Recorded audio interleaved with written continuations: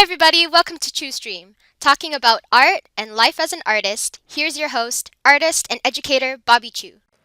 Hey everybody, and welcome to ChewStream. So today my guest is Kyle T Webster. He's an international award-winning illustrator who's drawn for the likes of The New Yorker, Time, The New York Times, Wall Street Journal, Scholastic, Nike, and many, many other awesome, distinguished editorial, advertising, publishing, institutional clients. His illustration work has been awarded by the Society of Illustrators, Communications Arts, and American Illustration. He is known throughout the world, though, as the founder of KyleBrush.com, the brand behind the world's best-selling Photoshop brushes for professional illustrators, animators, and designers. His brushes were the first to be officially licensed by Adobe for the inclusion in the Adobe library of tools for Photoshop and Photoshop Sketch for the iPad. Kyle also currently teaches at the University of North Carolina School of the Arts. So without further ado, here is my wonderful guest, Kyle T. Webster. Thank you very much for having me, and it's just a great pleasure to be here with you and with everybody else that's joined us. And sorry about the audio stuff. We got it fixed. Everything's great. And Bobby, if you'd like me to talk a little bit about, we were discussing some of the work I'd done. Yes, And please. if you want me to just pick up there, I was saying actually, I hope people still read magazines because they're a great showcase for illustration, or they have been traditionally. So I assume people still look. Oh, hi Jim, I see you're from Winston-Salem. But what I was going to say is a lot of my work still is done for print, and so I've done work for the New York Times and the New Yorker and Time and those kinds of places. So that's really kind of how I got my start as an entrepreneur, because all illustrators who are freelancers, they really are entrepreneurs. You know, they are business owners, and they're in charge of a brand, which is themselves. And so yeah, that's what I do. I draw more than anything. But this other thing has taken over my life, this Kyle Brush brand. And so yeah, we can talk about how that happened, or talk about just drawing, or whatever you like. Yeah, definitely. And I do want to mention that this is definitely not a commercial. I'm not getting paid for this. Kyle is not getting paid by me for this or anything. Or this is just because I like the brushes. I've tried them. I like Kyle's art, and so I asked him to be on the show. This is something that I do recommend because I've tried them myself. And as you can see right now, I'm using Kyle's brushes from his drawing box series. If you want to try out the same thing, it's called the Perfect Pencil 2. And so I wanted to take the opportunity to kind of go back to my roots, go back to the joy of drawing, kind of like drawing with a pencil. So I wanted to kind of give myself a little challenge here by thinking about this illustration as I'm just trying to do as much of it kind of like in that traditional way as possible. So all the lines, they're all hand drawn, one at a time. I thought it was super therapeutic, and I hope you do too. It's kind of like watching those big long dominoes time lapses, right? Or Yeah. yeah, so it'll be fun. Now, for those of you that are watching that have never been to ChewStream before, welcome. This is something that I try to do weekly. I try to bring on another, new talented guest every week to answer your questions and just have a good time and talk about life and art and life as an artist. So if you do have a question, you can type it into the chat, and do me a favor, write in question in big capital letters before your question. We'll be able to spot them a lot quicker, and then I can answer them all for you. Okay, so the very first question from Carlos Rue, he asks, do you think that it's possible to get a job if you're not very good with color? How do you guys struggle with how? Okay, so how do you guys make your Yeah. portfolio, and what kind of struggles do you go through? Hmm. Uh, Bobby, do you want me to Yeah, yeah, chime in on that? absolutely. Yeah. Okay, well, I'd like to just be very honest since we're in a open and honest environment and say that color is my biggest weakness, always has been. It's something I struggle with every single illustration that I do. And I don't think, though, that color is an essential ingredient in a successful illustration. I think that as with anything, it's nice to have a hero in the art. And what I mean is, one part of your vocabulary should probably be doing the heavy lifting, or should be allowing people to focus on it more than anything else. So, um, if you are somebody who really loves line and drawing and expressing yourself that way, you can let color take a little bit of a back seat and let the line art really sing. And I've seen many examples of this with professional work. You know, you can just look through Spectrum or Society of Illustrators Annual or Communication Arts or any of these publications, and you'll find examples of people who really, for them, it's about the drawing more than the color being the dominant element in the artwork. So having said that, I would say that if color is really not your strength, or it's something that you find challenging, or you don't feel like you're able to use it as well as other things that you do to make your image, I think that's totally fine. But I will also say make sure that those other things that you're doing make up for it. I mean, look at someone like Mike Mignola, who he's the creator and artist on Hellboy. He doesn't seem terribly concerned with color at all. He seems to be most interested in and has spent time developing his chops, uh, making drawings that say everything they need to say with very carefully chosen and designed line work and very carefully spotted shadows. You know, you could call it spotting blacks in comic lingo, but you know, these are he's a shape based and line based designer really, and color I think is sort of an afterthought or not doesn't play as much of a role. He has a brilliant comics colorist who works with him on many of his books, named Dave Stewart. But I've seen many pages of Mike's work without uh, Dave's color, and I think it's just tremendously successful. And you're talking about one color there, just black. So those are that's how I feel about it. I think you can get away with not being a master of color and still have a very good career.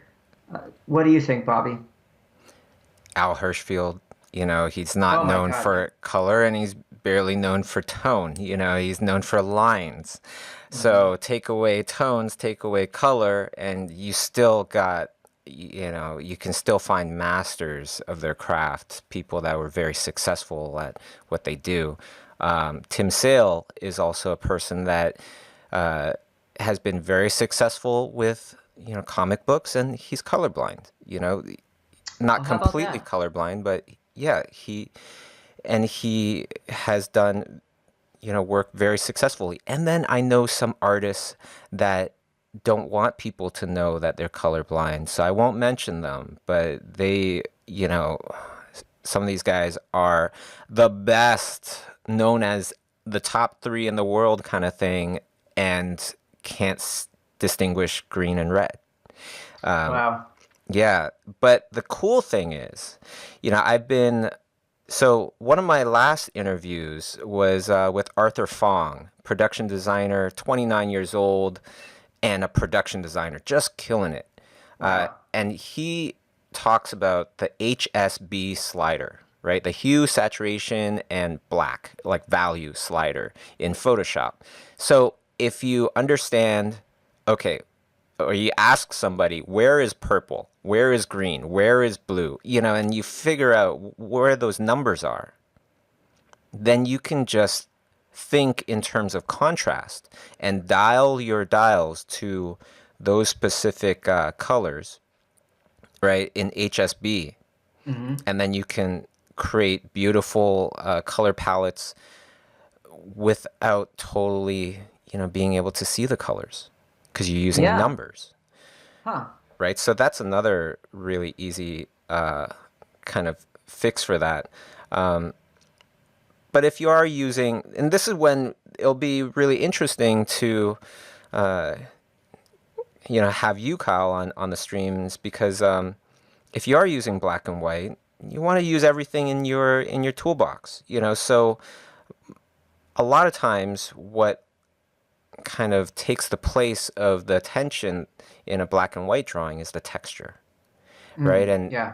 you can, you can do pretty much everything with standard brushes to a certain extent. But if you really Yeah. want to get that really juicy professional like texture, that's when I would actually say try some custom brushes. Maybe you can give some tips on texture with your brushes and what works effectively, you know, things that you found Yeah. out. Well, for those who are interested in painting, and well, of course, when painting covers a lot of ground, which is why I have way too many brushes I've made because I get obsessed with one very specific small thing that you can do with traditional media, and then I try and emulate that, and I wind up creating 20 tools that do it. I just can't stop myself. It's a kind of a sickness, I think. But with for example, if you wanted to do some gouache painting, and anybody who's worked with gouache knows that it's a opaque wet media. I mean, you can thin it down quite a bit, and you can do washes with it and so on, but it has a very different quality to it when you work with it out of the tube with just a little water or straight out of the tube from watercolor. In that it lays down flat, it dries flat. It's got a little bit kind of a chalky sort of feel to it when it's dry or appearance. The color coming out of the tube looks to be a certain way in terms of its saturation, but when it dries, it always seems a little bit less saturated. Anyway, there's certain qualities about it that I love, especially because it was sort of a medium of choice for many of the artists who worked on the Disney Golden books um, in back what I would consider to be sort of a golden era of illustration in the United States. So anyway, to emulate that look, there is something about the paper texture there. There's something about the edges of the shapes that you paint if your brush is slightly drier, and when the bristles kind of pop out of place here and there. To get all that to work, I created a limited series of brushes just for that purpose, and it's a gouache set. So anybody who likes that kind of look, there's a tool for you there. And it does really come down, I think, at the end to the texture that you get when you paint a shape with those. And the same is goes for oils. I have a bunch of oil brushes, probably too many of them, frankly. Um, but yeah, if you're working with oils, most of the time you're probably working on canvas or linen or something. And so I have a series of brushes that have that texture built right into the brush. And just as when you're using a regular brush, when I say regular, I mean in the natural world. If you have a surface like a canvas, which has a texture to it and it's bumpy, if you were to take a brush and graze the surface gently with the brush and with not a lot of medium to thin out your paint, so it wouldn't be dripping and filling in the spaces in between the bumps on the canvas. If you were to just graze the surface, what you would get is the paint would sit up on those little bumps, and it would not fill in the spaces between the bumps, and so you would see that texture coming through, right? And so I've made a bunch of brushes that do that. So if you use light pressure with your stylus while you're drawing on the tablet surface, what you'll see is more of the texture coming through. And if you use heavier pressure, as if you were pressing the brush into the surface of that canvas, what will happen is more of the paint will get in there. And so you see a little bit less of the texture. Now, Um, can you divulge any of the secrets there? Like, how do you get it so that your pen pressure controls the amount of texture that you see? Oh, it's really not a secret or anything of the industry or anything like that. I think a lot of people have figured out how to do this kind of stuff. It's just experimenting with the brush engine that is already built into Photoshop, where you have the option to open your brushes panel and tweak all these different settings, and texture just happens to be one of them. And you can decide what is it that impacts the depth of the texture. It's right there. I think the reason my brushes have been successful is because, well, several things. One, people don't want to bother with that. They don't want to open up that intimidating panel and see all these options to mess around with and sliders and so on. The other reason is because if someone like me, who's worked with all these traditional materials already, understands how they function in the natural world, I can just make it so that when the tool is completed, hopefully, the result is that you, right out of the box, get what you are expecting. So I think that there are people who probably take my tools. In fact, I would imagine there are probably thousands of people who take my tools and they buy them, and then they open the brushes panel and they probably make very minor adjustments to each and every one of those tools that they really like, just to suit the feel that they have, when they work. Different people also have different pressure sensitivity settings for their styli on the surface of the tablet. You can adjust those things as well. So no, I don't think there's any great secret to anything I'm doing other than spending probably an ungodly amount of time on it. That's probably very different from the average person. I mean, I'll sometimes obsess for days over a single brush or even longer, just trying to get the feel exactly the way I want it, so that when a customer tries it, it's like, oh yeah, that feels like whatever, a partially loaded filbert brush on Yeah, linen. You know what I'm yeah, saying? absolutely. Like I said, I I'm not getting, I'm not affiliated with Kyle Brush whatsoever or anything. I'm not getting paid for, having you on here or anything and promoting your brushes. But I can definitely vouch for the amazing quality of the brushes. Thank you. I kind of explained it to a friend the other day like this, like, okay, yeah, pressure sensitivity, all these different functions and your brushes and everything. You recognize it, you have the same ingredients, but it's kind of like Italian food in Italy. It's just different, You can see the ingredients that went into it, but just somehow it's just better. And That's that's great. the Thank you. thing that I kind of explain to people. And you also have, we share the same kind of mission in a way where we want to make education, we want to make things that help the artists be affordable as well. So big Yeah. kudos to you for not charging, exuberant amount of money for the brushes or anything. It's definitely something that everybody should generally be able to afford, $5, $10 for a giant pack of brushes and all sorts of really amazing possibilities once you start using these brushes. What are some of your favorites? What's your favorite, what are some of your favorite packs for the moment? Maybe we can recommend some things and why. I think for the people who are trying to get that natural media feel when they draw digitally, which is the reason I really got obsessed with this and got so heavily invested in it as a project for myself and as a business. For people who are interested in that, the Mega Pack has the most brushes out of any set. It has about 200, and now it has about 260 brushes, which is really just, it's almost overwhelming, but it's actually not so bad. If you open it up, you'll see that it's divided into sections. So, drawing, oils, and inking, and so on. So that set, I think, not only is it the one that most people wind up buying, it gives you the best bang for your buck and the most tools to play with and enjoy. Now, some people really are interested in the idea of emulating wet media in a digital environment. So that's, watercolor primarily, which remains the biggest challenge for people who work in Photoshop because the paint does not stay wet, on the surface. So how do you work around that? Well, so I do have a watercolor set. That's the second most popular set. And it, I think it does a fine job, and I'm constantly tinkering with it though to try and make it better and better and better and more close to what's possible with real materials. Of course, the main challenge there is that the paint is not wet once it's down, so there are workarounds for that. But so yeah, I think the Megapack's the way to go to start with. There are lots of other. I mean, I mentioned the gouache brushes earlier. For people who like to do picture book art and concept art, things like that for film, that's a popular set. I know a lot of the Disney people like the gouache set. And I was out doing a demonstration at Pixar in October, and people commented specifically on that set because one, it's small, so you don't have too many tools to go through.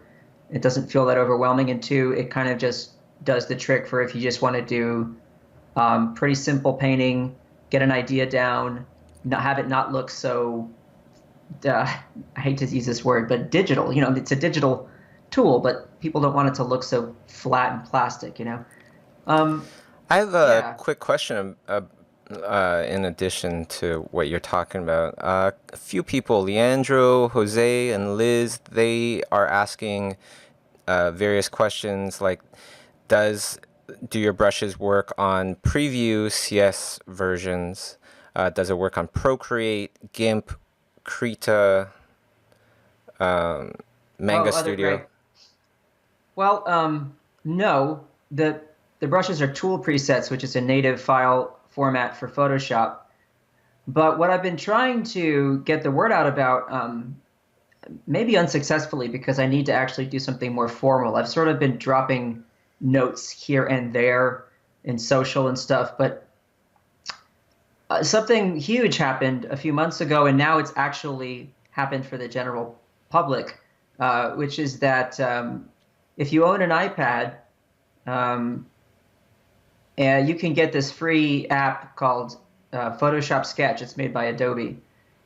So, and they've now made it possible through, I have to tell you, many, many months of hard work on the part of the development team there, with whom I had a few meetings and I got to meet them. But they have made it so that you can now load Photoshop brushes into a Sketch, which, by the way, is a free application as far as I know. At least it was last time I checked. So it's a free iPad app where you can literally import your brush library right into it. And so what I found amazing about that is I can, you know, I have subsets of my tools that I use for various things. I obviously don't have all 900 of them loaded at one time. That would drive me nuts. But, you know, I have subsets for various things, right? So I'll take those subsets and I'll just import them into Sketch on the iPad. And so I could be sitting on a plane and I could start a project at print resolution using my own brushes. And then when I get back to the studio, I can just take that file, save it as a Photoshop file straight out of Sketch, and then pop it into Photoshop and finish it out. Or just do the whole thing on the iPad, which frankly is quite a pleasurable drawing experience if you haven't tried it. But yeah, so no, I don't develop tools for any other applications for several reasons. One, now that Sketch is out there and you can use my brushes, I'm covered because I've got a mobile option, and I don't know if Adobe would want me to say this, but you technically, I don't think, even have to own Photoshop in order to use tool presets now that they're available in Sketch. So you could, frankly, just get my brushes and load them into Sketch. But anyway, what I That's was going to really say is, cool. yeah. But what was I going to say? Oh, right. The other reason I don't develop tools for any other software at the moment is because the brush engines are completely different. So let's take Procreate, for example. Yes, I'd love to see it be possible to use some of my oil brushes in Procreate, but it's just not possible because the brush engine is not the same. The things that you can do when you're designing brushes for Photoshop, which I still think is the king of natural media emulation, and I'm not being paid to say this. I know it's hard to say these things without sounding like a salesperson, but seriously, I mean, I've been using Photoshop since 1996, and I've tried everything else out there. It's a lot of great stuff. I used to love Painter. If anybody ever tried Painter, 96, so that's Photoshop 2, right? that would have been, let's Or see, no, it was Photoshop 3, I think. Photoshop 3. I'm pretty sure it was Photoshop 3 that was in our studio in our college. It, Um, Anyway, whatever. I don't want to go too far into it. I'll just say I don't make it for other software because for me to take the time to learn how to make comparable brushes in those apps, I don't think it's going to happen. Got it. I've tried making stuff for other software. I did make a set of Procreate brushes for Earth Day through a promotion with Apple and Savage about a year ago, and I was pretty happy with them. I thought they were fine, but compared to the tools that are in my standard Photoshop brush set, I didn't think they were as good. But Cool. this Quick is my answer opinion. is no. Yeah, I just want to explain So, that because I don't want people to think I'm being like. I really don't want people to think, oh well, Kyle just doesn't want to take care of all these people who use other apps. That's not true. It's not like I don't care about you. I love you all. I just want to spend the time making the tools that I like to use myself, and I haven't found any well, good let's alternatives. put it this way, Kyle. Are you a brush creator or an artist first? I'm an artist first Okay, and there you always, go. You always. know what I Yeah, mean? So it's like we do these things on the side, we do them for the community, we do it for fun, perhaps. Um, in the end, we're artists. I'm an artist as well. These streams, they're for fun as well, but um, I'm able to do them because I make it an excuse to do drawings, right? So I yeah, have to do a video. Okay, well, then what am I going to do? Okay, I'm going to do an elaborate pencil drawing with Kyle's brushes, right? And that gives me the excuse to do the stream at all, because I'm still doing my art. If I wasn't right. doing any of that, and it wouldn't make sense. So for you, you actually use your own brushes. You create Yeah. them, you use them. They're awesome, so that other people use them. If they want something else, then they'll have to either wait or get it somewhere else. But for the Yeah, most I think part, that it all comes from just loving drawing so much, and I would be so bored out of my mind if all I did was sit around and tinker with these brush settings. I mean, I would hate myself. What it does is exactly what you just said. It gives me an excuse to just draw all the time, and better than that, it gives me an excuse to draw things that have nothing to do with my regular client work. Because if I think to myself, oh yeah, I want to make some impressionist brush marks, okay, whatever. I didn't set out to make the impressionist brush set. Okay, that wasn't like the thing I said. Oh, I'm going to make a brush set for impressionist brushes. No, what happened was I just thought this is a different way to draw. I'd love to try this, and I want to make some images this way. And so I started just making them for my own use, so I could play around, and have some fun, right? And that now just gives me a chance to draw. in the very beginning of the stream, we're showing a bunch of your art, and as people can see, there's all sorts of different types of styles, and all Yeah. sorts of different looks and mediums and things like that. How does that work with the clients? Like when they want something, because usually it's like they see an artist, they see the style, they go, bingo, I want that one. And then, Yeah. so how does that work with the briefing of the project and things like that? Can you I'm speak glad you about brought that? that up. Yeah, I have really strong opinions about this, and I've had not arguments, but I've had discussions where we disagreed with other artists about the importance of owning a certain kind of a style in your work. Um, Personally, and what I love about your work, Bobby, is I mean, I'll look at something you've done, and it's a 180-degree turn from something else you've done, and then it's 100. It's like I don't know about you, but I mean, the joy for me in drawing is definitely about just making marks and making an image come to life. It's not about It's how not can I about make doing the same thing over and over right. again. Thank you. Exactly. And Yeah. I mean, God, I would go nuts if I had to sit around and just be like, well, okay, now I have to draw this subject in my style, so to speak, and now I have to draw that subject in my style, and then all of a sudden I've got these handcuffs on, and it's like, ugh, forget it.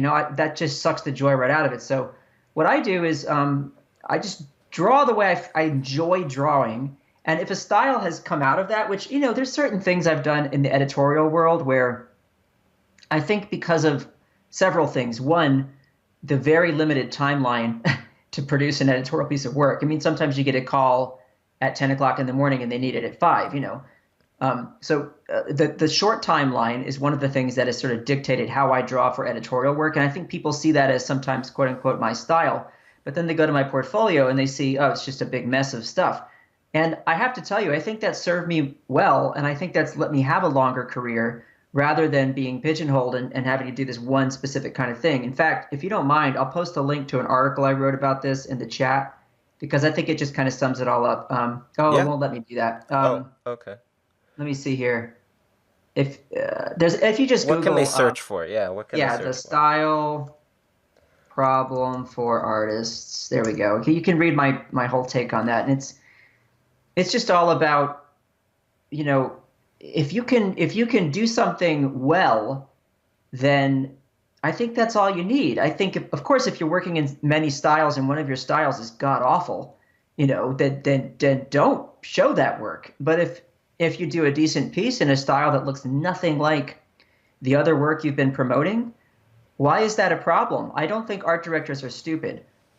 I think art directors, creative directors, the people who hire us to do our illustration work, they're not fools. If they see that you do one thing and they see that you do another thing, they're not going to not call you because they think that you're confused or don't know what you're supposed to be doing. That's not at all realistic to me.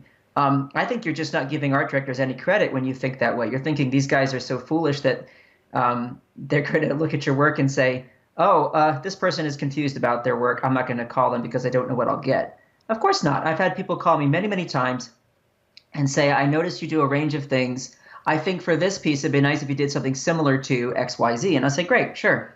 And that's as simple as it is.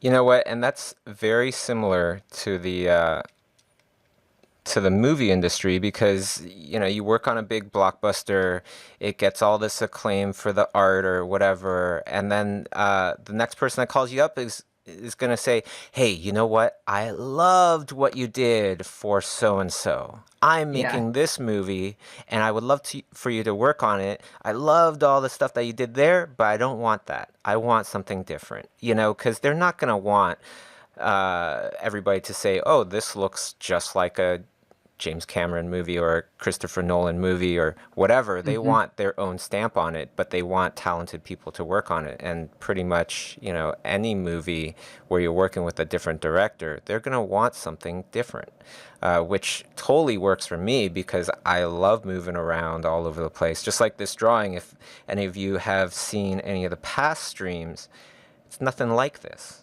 right? But Yeah, at the this is same time, completely unique, and it's beautiful. By the way, I'm having a hard time stringing good sentences together because I'm mesmerized by watching this drawing come to life. well, you know what? It was really, really fun. Especially, I like my favorite part is actually the branches in the background. You know how they Yeah, get kind of blurry a little bit. They almost seem like they're behind the drawing kind of thing. totally. It's like that way of drawing around your positives, or just I love that the lines come through and you don't define those with an outline of any kind. It's pushing them way back into space. It's absolutely fantastic. I'm going to totally rip you off, by the way. I'm going to be trying this later in the afternoon.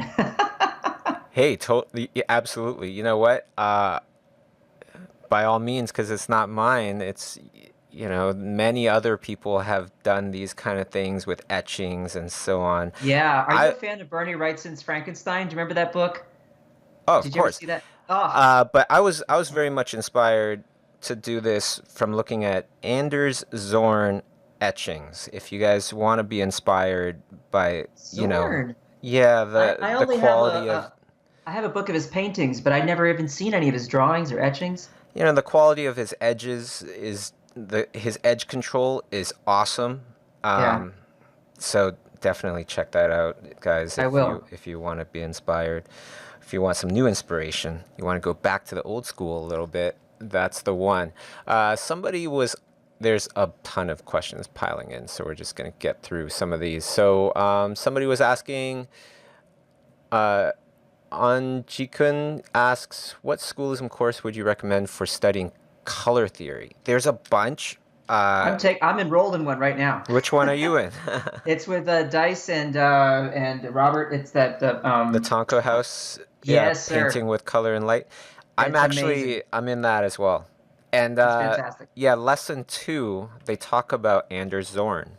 And that's why, I was talking about the inspiration of Anders Zorn Right. is actually from Right. that class that I'm literally taking right now. Uh, Before this, the bunch of streams before this, it was like all these ZBrush slash Photoshop illustrations, and that's Hmm. because I was learning the ZBrush course with Justin Fields. So I think, we are cut from the same kind of cloth because I never like to stay, you know, too kind of fixed on one kind of style or one kind of method or one kind of brush, right? Yeah. Same here. Yeah, it's very cool. Now, Robert asks, how do you achieve consistency? Is there a way? Is there easier ways to achieve this? Also, how did you break into the industry? So it's two questions, but I think what he means by consistency is, to just, with your art, with the things that you want to do, with Kyle brushes, to not leave everybody hanging. You're always making more and things like that. How do you deal with it with the two different jobs that you have, with Kyle Brush and then your main job as an artist? Well, I have 3 jobs now because I've for 7 years now been teaching at a university as well, 3 classes a semester, which is Oh, the full right, right. teaching load. Yeah, So yeah. it's crazy. I if and I think time management is one of those things that you sort of learn by doing. I don't know if there's really such a thing as a time management course or class. There should be, especially for artists, I have to say. I think creative people, generally speaking, might not be the best, at least just by the nature of how they think and how they do what they do. I think they really have to learn a system for time management, and for staying focused on one thing at a time to advance and make progress in one area before moving on to the next thing. So, um, for example, everything for me, it all comes back to fundamentals when it comes to drawing. So if you want to talk about being consistent as an artist, no matter what it is you're doing, if you're doing something with oil painting, or if you're doing something like what we see Bobby doing right here, a pencil drawing like this, none of that is possible or pleasant to look at if you don't understand the fundamentals of what makes an image work and what makes a drawing good. And I really don't believe in this garbage about everything is art. I'm sorry to say that, and you can all just eat me alive in the comments, but I no, not everything is art. I think this is a problem that came out of the modern art era, where, or maybe I could blame the Dadaists. I don't know. Listen, call it something else, but What would but there's let's turn the question a little bit, and let me ask you, what do you define as good art? I think that okay, good art is anything that does here's the criteria for me. One, it elicits an emotional response in the viewer. I think other than pure disgust.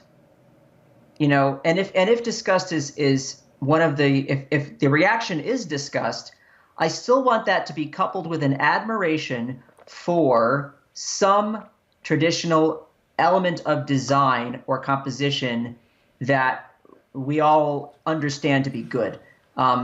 So if the subject matter, for example, of a painting, I mean, so let's look at Guernica, okay, by Picasso, this giant painting about war and death and whatever. Um, some people might look at it and be repulsed by maybe the violence in it or some of the ideas and so on. As a design, okay, it's fantastic. All right, just as a piece of graphic design, you know what I'm saying? It's fantastic.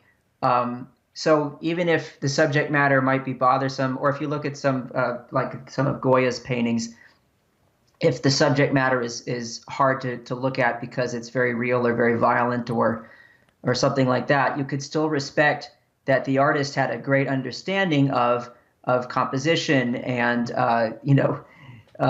anatomy and whatever it happens to be, or just any of these elements of design. So um, I'm sorry I'm bouncing around a lot here, but to go back to what the original question was, the consistency as an artist, I think you have to go back to fundamentals and you have to have a good grasp on that. So if you're in a life drawing class, don't come in and look at the model and say, well, I'm going to try and make, the drawing I want to make. No, learn from the model exactly how the body is put together. Learn how one piece connects to another piece. Learn about those transitions. Learn about how to depict what you're seeing in a way that is true to what you're seeing. And then later, then you can work with distortion and you can work with different kinds of expression and different kinds of mark making. And you'll find that having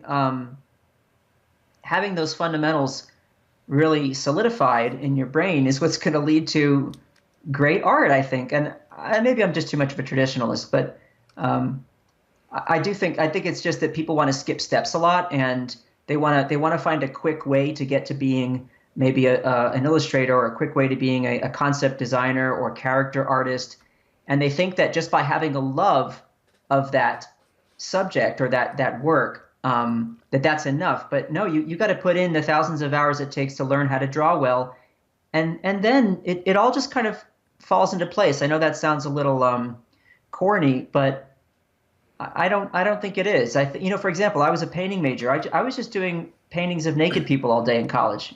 Well, before we And get too far into yeah, this one question, sorry.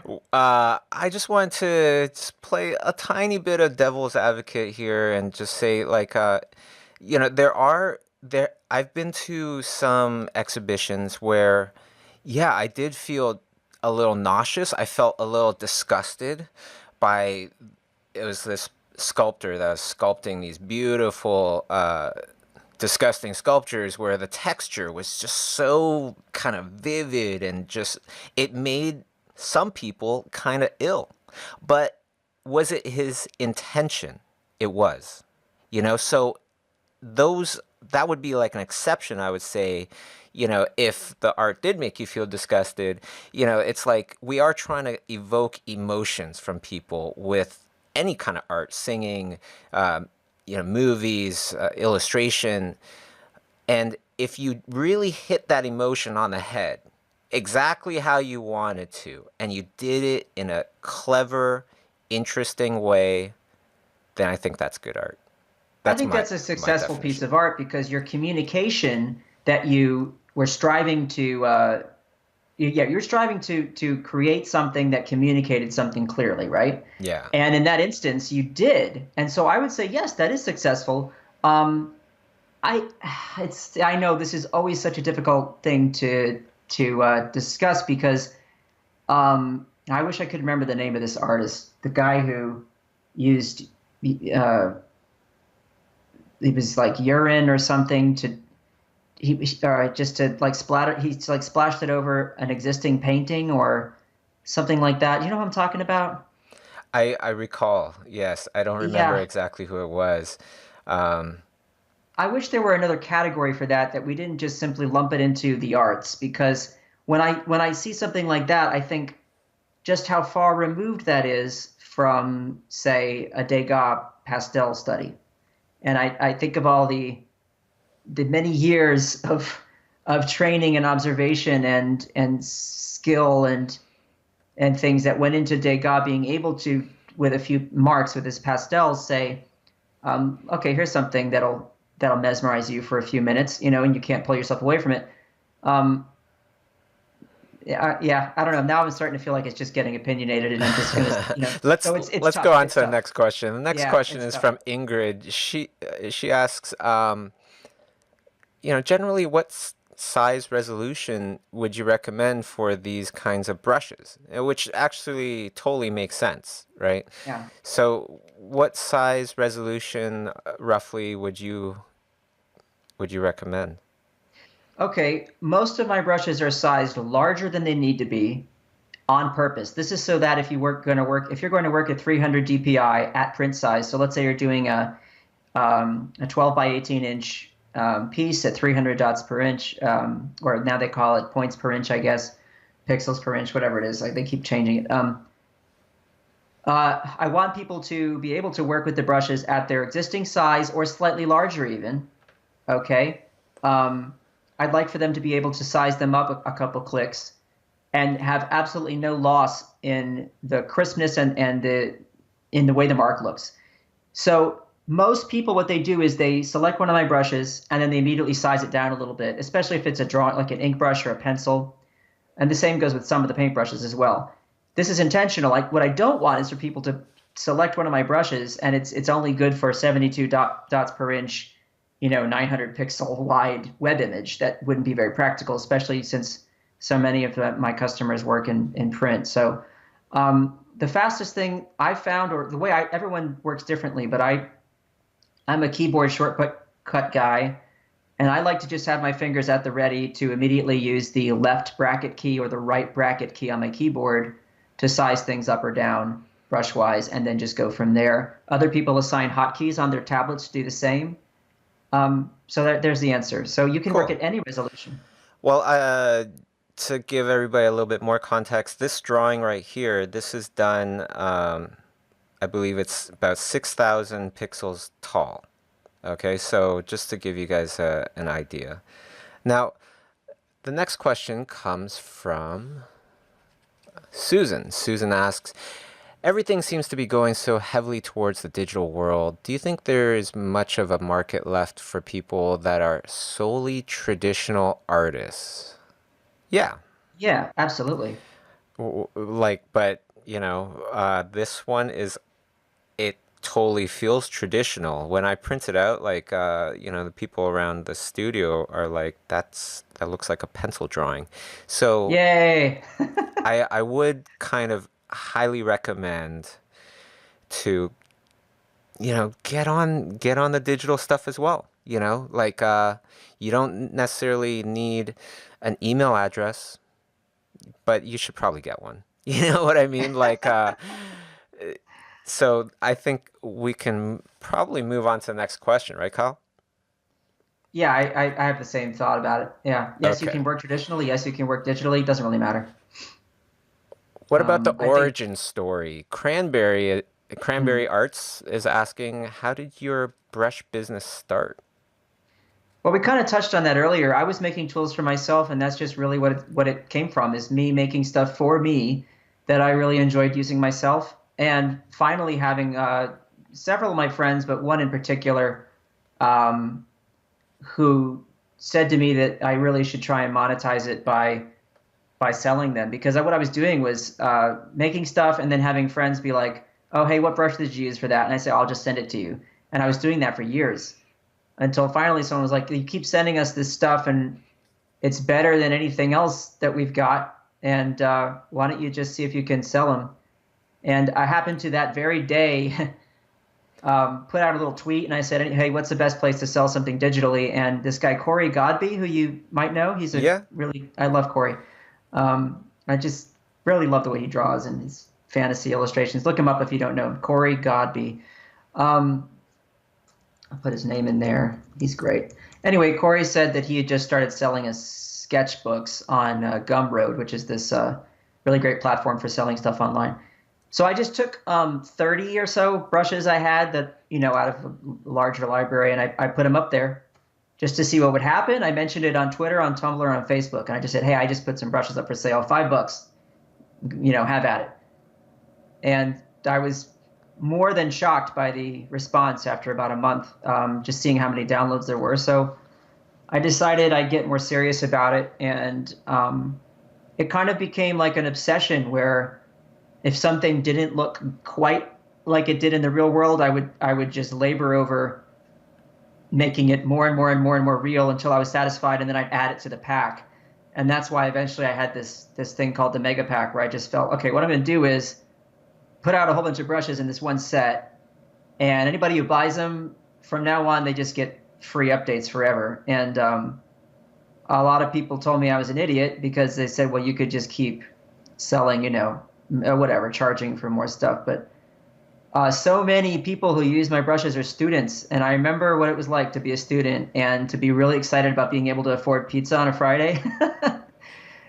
I just thought, it'd be cooler if I didn't do that. So anyway, that's kind of I don't know if that's a really good origin story or not. It came out of, like we said earlier, just loving to draw, make different kinds of marks, um, and that's really it. And it kind of became its own sort of monster now. So it Awesome. does, yeah. It's grown a lot more than I would have expected, which is cool. Well, time goes by super quick. There's not that much time left. So I just wanted to address a few questions really quickly. Sure. Dimitri Lima asks, books that we consider important to learn when starting to draw. So really good books. Andrew Mm. Loomis, those are Yes. fantastic books.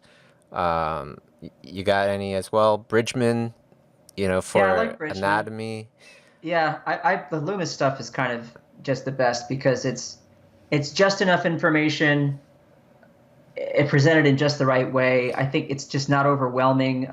There's also How to He's, Draw by Scott Robertson, which oh, I don't is know that book. phenomenal. Phenomenal. I Scott got to look that up. Robertson is Scott like Robertson. he's like human Maya. You know how like you watch Kim Jong Gi Yes. draw, and he's like a human printer. Yeah. Scott Robertson, he can do everything, but he focuses a lot more on industrial design stuff like vehicles, that kind of thing. He's totally like human Maya. He just can Hmm. construct these things like I do not know nothing. him.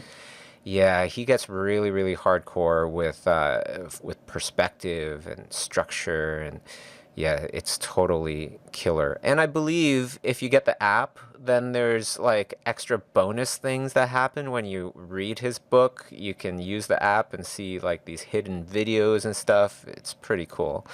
I've been buying a lot of videos lately, and I mean, I read books, but I really like watching artists work while they talk. And like Nathan Fowkes, I bought a few of his videos, and it just makes a world of difference to hear him talk as he is doing the thing he's talking about. Yes, yes. It's just incredible. So I highly recommend that too. I like Stan Prokopenko's for his. I subscribe to his stuff. I subscribe to Schoolism. Again, guys, we're not getting paid to say any of this stuff, okay? It's because these are good things. I subscribe to Schoolism because I know that these artists know so much more about things than I do in certain areas, and I want to learn from them. And I think we're living in a weird time now, an amazing time where you can do that. You could not do that 20 years ago. It's just insane that there are artists out there sharing this information, saying, "Look, I'll teach you this stuff. It's affordable." I learned so much in an hour by watching these kinds of videos and doing this kind of tutorials. It's incredible. So, Now here's a question, kind of off the beaten path here. KJP asks, how do you convince your artist friends that they're awesome when they are? How do you boost an artist's self-esteem if if they're, I guess, if they're the kind of person to say like immediately after, no, no, not me, no, no, no, no, no, you're no. I'm good. sick of that. Yeah. Listen, listen. Here's what you got to do: learn how to say thank you, and then accept that you're pretty good at something, and then just keep getting better. But I don't like false modesty. No, no, I but you know what? Some people are genuinely like that. Like you they can need to get tell, over it. you can see it in their eyes. Well, they're not Especially, going to have a good career then. well, actually, you know what? Um, a lot of extremely high level artists that have really good careers, they still have imposter syndrome. Oh, I Um, see what you mean. Okay, well, I think that's normal if you're somebody who cares about being good at something. You never settle and you never like what you do because you're always getting better. I think that's healthy. yeah, yeah, I think so too. I'm the kind of person where I usually look at my stuff. I'm like, meh, it's all right, But Yeah, because you have a different standard than your audience, right? well, and also, I'm just saying I rarely go, oh, that stinks. Oh, that's I do sometimes, but Yeah. generally I'm pretty good on myself just because the people around me when I was growing up they kept it very real. They Yeah, go, yeah. yeah, that looks okay, Bobby, but the proportions are not right. And I'm like 5, and that's my mom, but Ah. so I think it was like kind of like a self-defense mechanism to be a lot easier on myself. But for those your friends and things like that, I would Mm. just kind of,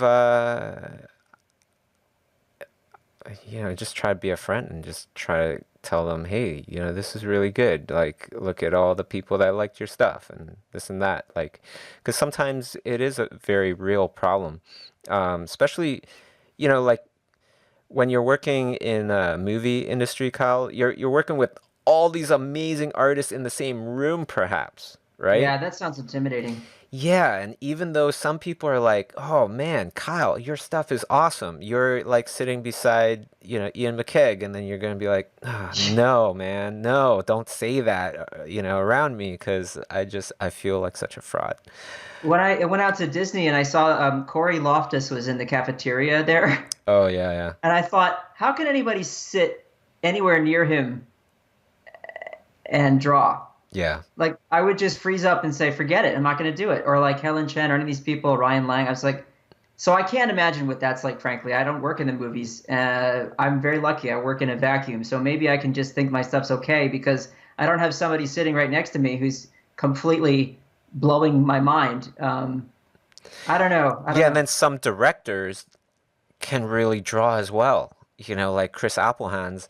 It's like, Oh, he's amazing. how do you follow his direction? That Yeah. gets really intimidating as well. But you know what? I do have a little tip for KJP. This is something that I constantly think about. Okay, if you're putting in the time, you're putting in the effort, and you're really trying to use your logic the whole entire way, then you're succeeding. It doesn't matter what the drawing is going to look like, the painting is going to look like, because if you keep going down that path, then you're going to get to your destination. Hmm. you I know like that. so it's how when people say it's about the journey, it's not about the destination, that's what they're talking about. It's about how do you live your life, how do you live your life as an artist. Are you trying, are you Hmm. putting in the effort, are you doing what's logical? This is something where sometimes people they'll go, oh, Bobby's talking about schoolism. Yeah, because it's logical to me. That's why I made it. If it's Yeah. $15 a month, right, and universities cost thousands and thousands of dollars, and then the artists that are teaching on schoolism are doing the things that you want to do, succeeding at it in this harsh, tough environment of trying to be an artist. Who do you want to go and learn from? The person that's cheaper and way more successful generally, or the person that might not be as successful? You're not sure if they're a good teacher. There's a lot of really amazing college teachers out there, artists that teach out there, but $15 a month, that makes perfect sense. So that, Yeah. And those people who teach there are actually themselves, believe it or not, they have that same mentality of learning forever. I don't think that, like, I look at someone like Nathan Fowkes and I just think, well, that guy's got it. He's done. And then I love listening to him say how he's always struggling with XYZ or learning XYZ. yeah. And he's very honest about that when he teaches. And I mean, in my eyes, he's a master of what he does, but I don't think he'll ever feel that way about himself. But I agree with you. I mean, you gotta take advantage of these things that are out there, because yeah, I'm a working professional, and I'm also, in my own eyes, about 10% as good as I want to be for my entire lifetime. I think I'm running out of time, but oh well. So I'm paying $15 a month to do schoolism because I don't want to stop learning. And I know so many other people who feel the same way, and people look at them as being sort of quote unquote done, maybe like, oh, they've arrived. I don't think you ever do.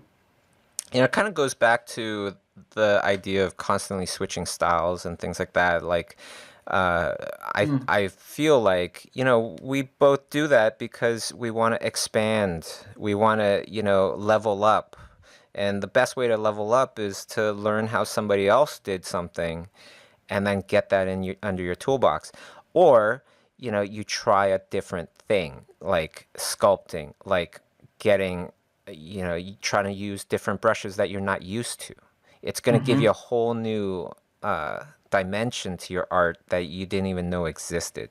And that's the truth. It Absolutely. is. It is. Yeah. Now, Dimitri asks a quick question here. Do you guys have an easy way of keeping tabs on the brushes you are using in a project so you don't have to search through all your brushes when you want to Yeah. return to a previous one? That's very easy. Two things you can do. One is you can get there's a plugin called Brushbox. Brushbox does you can sort your brushes very quickly into smaller folders and into different categories and so on. That's excellent. The other thing you can do is you can it takes more time, but you can use the tool preset manager in Photoshop. Just open up your tools window and find the tool preset manager or preset manager. And in there, you can save out smaller sets and then just load what you need when you need it. That way, you're not looking or scrolling through a list of 200 tools at the same time all the time. A third option is simply rename the tool. So if there are 10 tools you use all the time, just put a little space in front of the name for that tool. It'll pop up to the top of the list, and you'll have those 10 right in front of your face all the time when you open your tools list. Awesome. I'm going to do that right after this. Cool. I use the tool presets idea where you have a smaller collection. So what I did with Kyle's brushes, it was, I tried all of them, a whole bunch, and tried to paint things, tried to draw things. And the ones that were my favorite, the ones that clicked with me the most, I would then create another tool preset, collection, and then I would save that, and that would be the one that I would load for that particular style, that particular project. That makes sense. Yeah, I think that's what a lot of people do. I mean, I do get complaints from people that there are too many tools and they're frustrated, and I You're don't know giving how to us too respond. much, Yeah, Kyle. You're giving us too much. I want you to sell me one brush for five yeah, bucks. That's what I want. and it should do everything. Well, Yeah. so next question here is, hey, love you guys. I'm attending this year's Schoolism workshop in London, right on, for the Oh, first cool. time. Do you think there'll ever be a workshop in Malta? Who knows? You know what? Something that I love to do is travel. So never say never. Um, but yeah, Schoolism London workshop, that's going to be fantastic. When Definitely. is that? That's happening. I don't want to make the wrong. Is it this summer sometime? It's happening in a few months, and London, Cool. definitely jump on that. If you can get to one of these workshops, you're learning from these people that are working on, the new Avengers movie or the new Disney movie or a new Pixar movie. Uh, it's when you surround yourself with the people that are doing the things that you want to do, it's Yeah. way easier to get there. So London is June 3rd and 4th, okay? And there's going to be 6 artists teaching. It's going to be fantastic. David Levy, um, incredible painter, one of the fastest painters I know. Has worked on many movies. Tron Legacy comes to mind as like the one that was so iconic with its design. Jesper Eising, Yeah. he works on Magic the Gathering as well as other usually I love that fantasy guy. themed illustrations. Beautiful. And going back to the other person's question about traditional art, Jesper Hmm. Eising, he does mostly just acrylic paintings. Yeah, and the lighting in his paintings is so good. I mean, Oh, he's always doing, he's yeah. always got the reflected lights going on and Yeah, the and room lighting. he's creating a course for schoolism. So you could look out Cool. for that coming this year. That's going to be fantastic. We haven't even announced that. That's the first time I talked about it. Oh, I'll definitely do that one because I admire that guy. It's I want to say good, I something could about definitely this. say. People live their lives online nowadays to a point where it could be a little bit too much, I think, where I have to tell you, all of the best job opportunities I've ever had for throughout my career have come from attending conferences, attending workshops, things like that, as well as the fastest learning I've ever done. So, for example, the illustration, uh, what is it? Icon, the illustration conference, which happens every 2 years. Whenever I go to that, I'll meet a few new clients. I'll meet other artists. I'll watch them work. We'll talk about something, and I'll always come away from it feeling like I just got overloaded with information. So when you go to these kinds of things, these workshops or schoolism, or for example, I went to the Illustration Academy for just a week as a working professional 6, 7 years ago, whatever it was. And just being around somebody like Gary Kelly or Chris Payne or Sterling Hundley and watching them work and learning from them while they're there in front of you, this thing about being there physically, it really makes a huge difference. And it's worth it. It's worth it to go and be part of the community in person, not just the online community. I have to stress that. How do you feel about that? Yeah, I'm the same way. Yeah. There's certain events, or there's a certain amount of events that I'll make sure that I go to every year. I will average, for the last 10 years, I've been averaging like 12 to 14 trips a year, Wow. right? Which, that's my personality. I really like to go for it. This year, I'm spending a lot more time learning online. So, and concentrating on the online portion of schoolism. So, I'm trying not to go to as many trips. So, that's like 8 trips this year, which is That's still still a lot. quite a lot. But before we finish the stream, I did want to give everybody a little, like, nice close view of the details of your brush and my pencil drawing. So you can see it looks like a frickin' pencil drawing. I love this, Kyle. Thank you. Yeah, I if mean, you I love weren't, your drawing. thank you. Well, yeah, and if you weren't here, I would be saying the exact same thing. It really, like, I was smiling the whole entire time I was drawing this, just because it really brought back those old feelings of just not just drawing on paper, but or doing a pencil drawing, but the joy of sitting there and doing an elaborate pencil illustration. I haven't done one of these kind of things in years and years, probably over 10 years. So I have to thank you for Wow. that. That was really, really fun. It looks like it's kind of a meditative experience to get into rendering like that. Totally, totally. Yeah, Listen it's to a bunch beautiful. of good audiobooks at the same time. You know, it was fantastic. I loved it. Cool. I love the final. I'd love to. I'll buy a print from you if you'll make one. I'll send you one. It's all good. All right, everybody. So Thank you. thank you, everybody that tuned in for the stream. Same time next week, Friday, generally at 10 a.m. Eastern Time, New York time, and 7 a.m. California time. So big shout outs to everybody that has been watching, but the biggest thank you goes to my wonderful guest and friend, Kyle Webster. Thank you, Kyle. Definitely check out his brushes on kylebrush.com. Thank you. Thanks for having me. Subscribe to this channel so you won't miss out on the latest artist interviews, tutorials, and other news/advice made especially for the art community. If you find these videos helpful, pass them on to the other artists in your life. Thanks for watching.